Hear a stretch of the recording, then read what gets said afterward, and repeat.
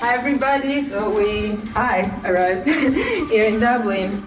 It's also the first live festival I'm ever going to, so I'm a bit nervous, but I heard the tables are going to be amazing.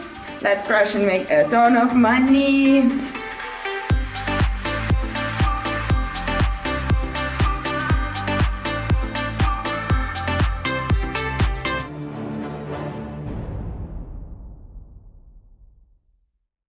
So this is the Norwegian Poker Open.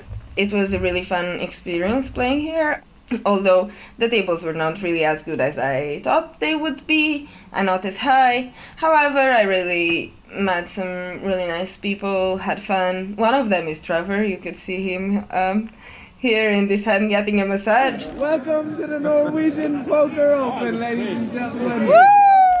This hand was quite a fun one. I was quite scared on the river. I was thinking, am I giving up any tells right now? So I pick up King Queen in the low jack, I think under the gun, +2 opens.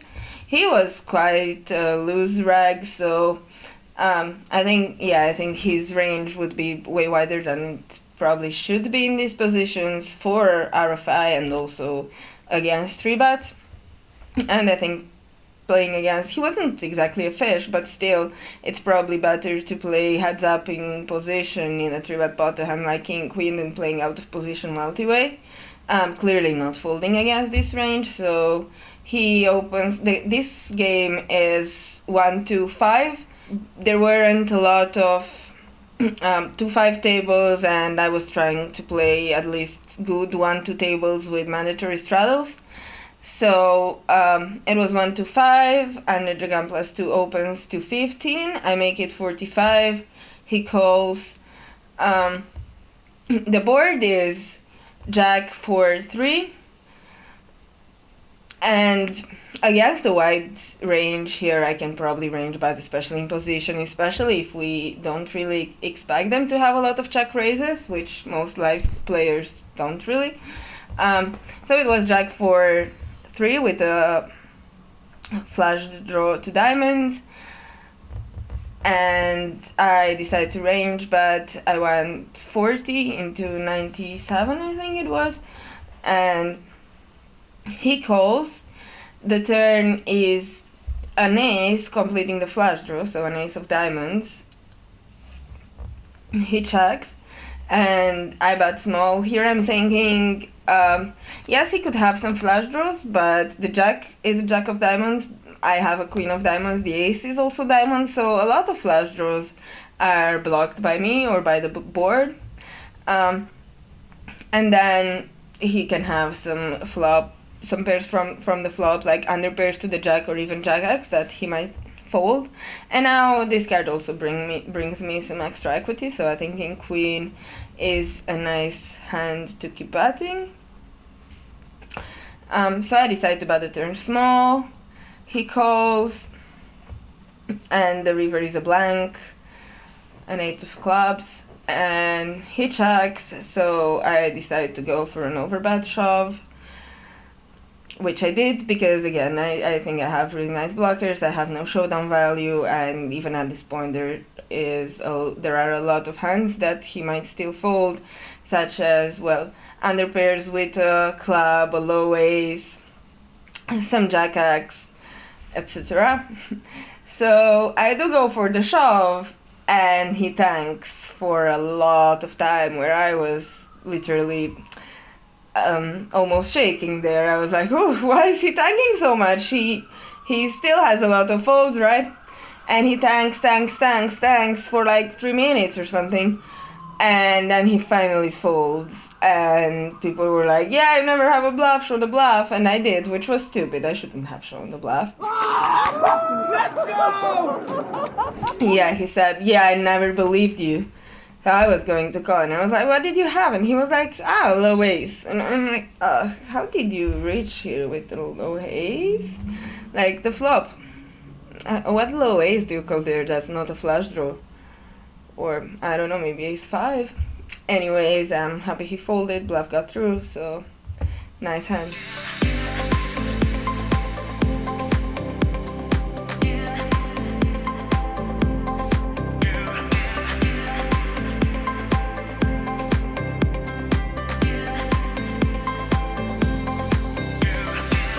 we're here in amazing Lucan village next to Dublin, which is quite close to the City West Hotel where we had to live because they didn't have any more rooms.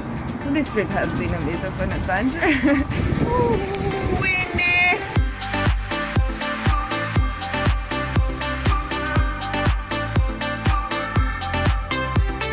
So as poker players are always late to everything,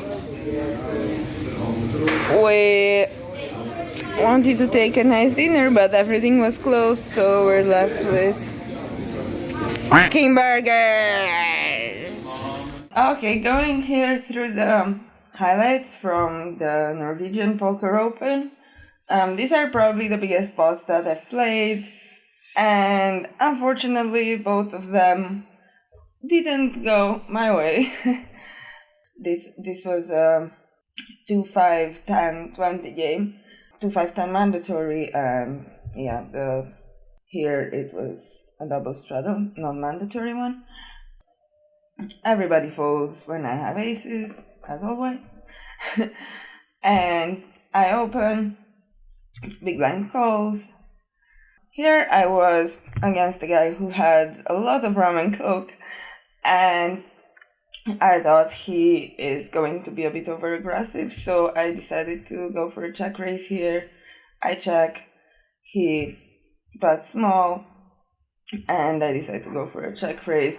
Being so deep, and in a live game, I could probably check raise on the bigger side, but yeah, this is fine. And he calls, the turn is a 10. Here, yeah, I think he can have some jack 9, he can have some a10, queen 10, queen 8, but overall I think there's still plenty of value to get from his range, as probably he would keep calling stuff like 8-9, 8 jack, queen jack, king queen, 10 jack, and whatever else. He might want to call some other top pairs, as his range is probably quite wide here, so he probably has all the queen X suited. So I decided to go for a bet. I could have made it a bit bigger, and he calls. The river is a king, and here, yeah, I'm not really fine with my thought processing game, because what I thought here is that now he can probably have a lot of king queen, and you know, the other value hands that I mentioned before, and that at this point there's probably not much value to take with this hand. So I decided to check, and he goes for a big bet.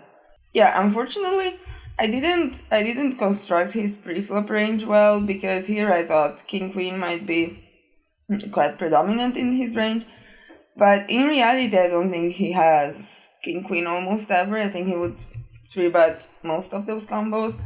So I folded here, spoiler. The other reason why I decided to fold is that a few hands before he went for a double barrel with an open-ender, and when he missed, he just took to showdown, like, I think it was queen high or something. And what I thought here, okay, for him to have bluffs in this spot, he should turn a pair into a bluff. And considering that 3 hands ago he took queen high to showdown, I thought, yeah, he's probably not going to do that, so I decided to fold. I really like, now looking at this hand and seeing what it actually looks like, I think it's a really bad fold. Especially if I thought, like, yes, he was aggressive, but I thought he's not just going to, apparently he wasn't just going to triple barrel. Still here it's not really a triple barrel. I'm quite capped when I check the turn, so I should call. He had 9-8 offsuit, and now thinking of that and realizing how wide the ranges are and how many stuff he could actually turn into a bluff here. It's not just 8-9, it's also jack 8, 10-9, jack 10, I'm quite upset with this hand, to be honest. I've been upset with this hand since I come back home, but no worries. Next time we're going to play better. It was a learning experience, as I'm not really used to play live and everything feels so different to me. Next time we're going to play better.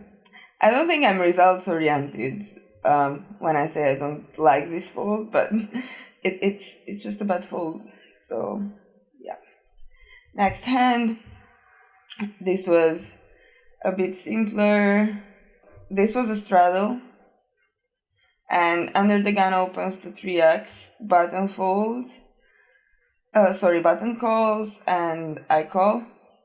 The board is 3, 6, 10. Flash draw, I have a pair and a flash draw. I check. Under the gun bet's relatively small. Button calls.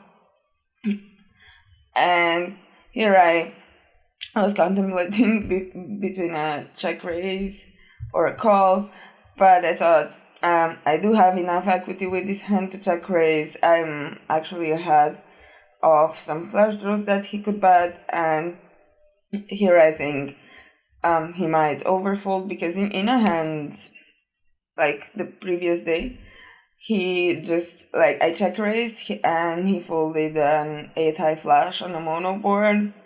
I check raised the set for value. My check raise was questionable in that spot. Maybe a set was a bit too thin, but still folding a flush.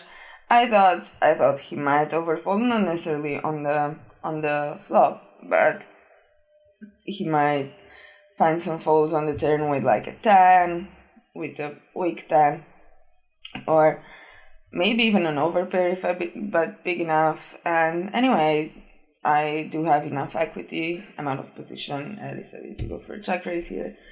And he calls and button shoves. And at this point, I think I need to get this in, because this guy is really short, and the call doesn't really put me in a great spot due to the SPR left. So I also shoved, and he decided not to fold his ace 10, and we did not get there, but I guess we had quite a lot of equity here. Let's see how much exactly. Why does this head keep appearing?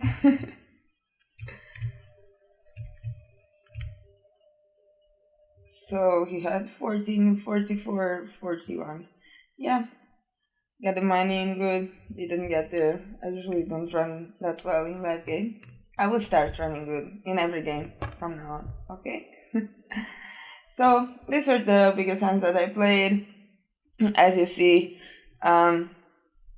they weren't really nice for me, but still, over the whole trip, I was up around 400 euros, which is not a lot, quite bad, if you think it in terms of hourly, and if you compare it to what that EV would be in my usual online games.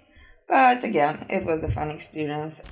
So as I said before, I was quite disappointed with the games. Now, up to when the trip was finished, I probably got even more disappointed, because the costs were quite high for the accommodation, for the planes, for food, for everything. And it might have been worth it if I would play like 5-10 or maybe even 2-5. But the problem was a lot of tables were just 1-2, like most of them, and people were playing with really short stacks. Then a lot of the players I would have wanted to play with just played PLO, so probably that's the game of the future in live games, who knows. Anyway, overall, I was up about 400 and something euros, which is less than I expected, but the results is not necessarily what I'm disappointed in. Just the games and the stakes. Also, I think overall it was a really nice experience, so I don't regret going there, but on the other hand, I would probably not to do it again. Or if I do it again, it would be in a much cheaper place. I had really good company and I really had fun. So that's probably what's most important. And again, it was like the first festival that I've been going to. So yeah, it was a really fun experience. I've seen Dublin, although I'm quite a noob tourist because I've been 10 days there and I barely saw the center. But yeah, it was a nice experience. Just money-wise, I would say really not worth it, especially if I were to compare like my hourly online with this live hourly. At the same time, I did do some plays that were not that good, and it's very hard to assess like what my hourly is in these live games. But at the first glance, it just seemed like it's not worth it, and if I do want to make these trips, I should probably go and play higher stakes. Anyways, it was fun, and thanks for listening.